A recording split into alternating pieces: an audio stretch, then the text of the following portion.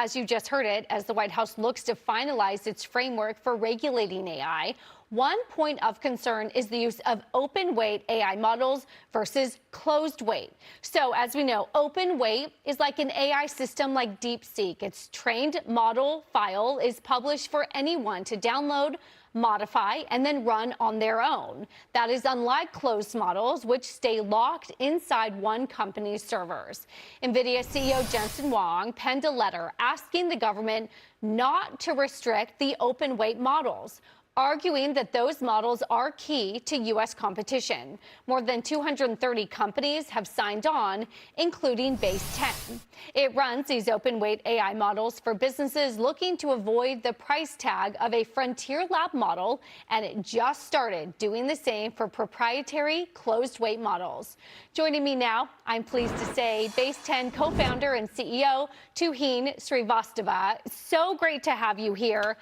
Why did you sign on to NVIDIA's letter? What do you like? What works about open weight? Hi, thanks for having me. Yes, look, open weight models are a critical part of the ecosystem.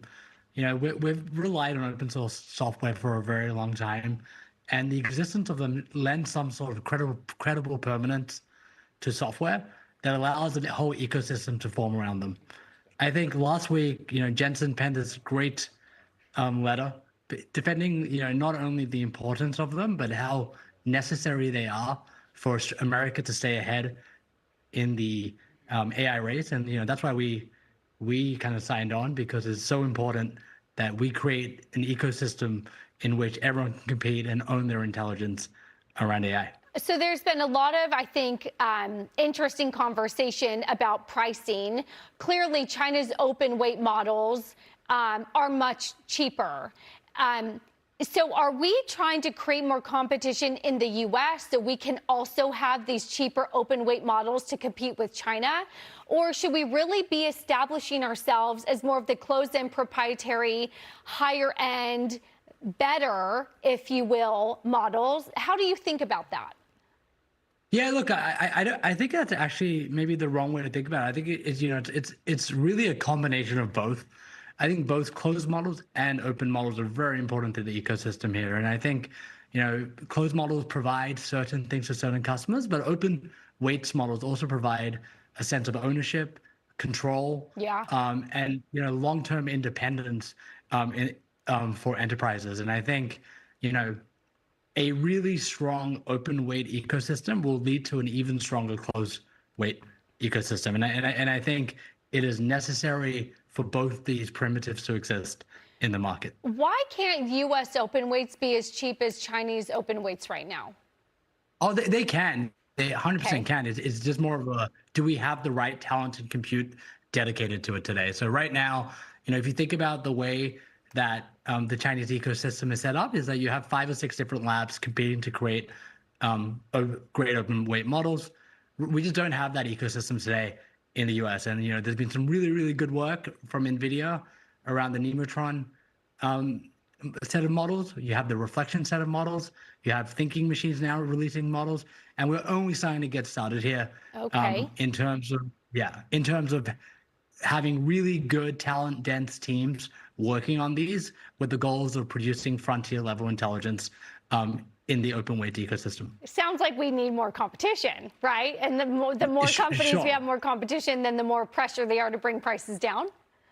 100%. And not only that, it's like, the right thing for America to do here is to make sure we can compete on all axes. Right. It's not to don't restrict competition and say, well, if they're cheaper than us, we'll ban them. It's let's focus on how do we create amazing American intelligence and be the best across every class of models, not just closed weights models. There are some concerns in the industry right now, and I want to try to get into your business that relies a lot about this CapEx boom, this AI data center CapEx boom that has been unleashed here, and everyone is competing to rent out compute, and there's more demand than there is supply. But then the other side, that there's been a lot of concerns about this circular financing. And the minute one hyperscaler says we're going to hold the line or cut or not ramp up as much of the AI infrastructure spending, then it's a domino effect because we're all in bed with each other. Are you worried about some of the circular financing? Oh, absolutely not. Look, From where we sit, we power some of the fastest growing companies in the world. We work with a lot of enterprises bringing intelligence into their systems. At the end of the day, the end user and end customer value is there. And I think, this idea around who is helping making sure there's adequate compute available to everyone. It's, we just need to make sure there is plenty of compute available, and the demand is there on the other side. So I would be worried from an economic standpoint and a market standpoint if the end user demand wasn't there. But all we see is that, the demand for inference is like 10x up in last quarter. And I can't see any world in which it's not, 100, 1,000x up over the next 3 to 5 years. Were you invited to the meeting in Washington tomorrow? And whether it's yes or no, what do you need from Washington right now? Yeah, I think it is purely just, we've spent time in Washington and talking to lawmakers there. And one thing that we have seen is that, there's actually a lot of openness in terms of will open weight models exist. And I think what we need from DC is to make sure they are committed to creating a competitive ecosystem where all types of models can thrive, and not, restricting competition, but rather making sure they're setting up American companies and labs to produce amazing open source models ourselves.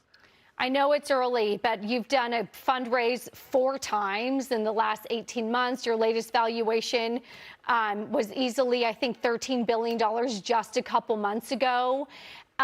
It's early, but would you ever consider going public, or when public investors would get a shot at this? Oh, absolutely. Look, we want to create an independent company that lasts for generations. And I think part of that is making sure we have access to all the capital we need to build a generational company. If that means being public at some point, we will do it. Okay. Tuhin Srivastava, really appreciate your time and for making such a complicated matter really understandable to people like me and our viewers at home. So I appreciate it. Thank you. Thank you for having me.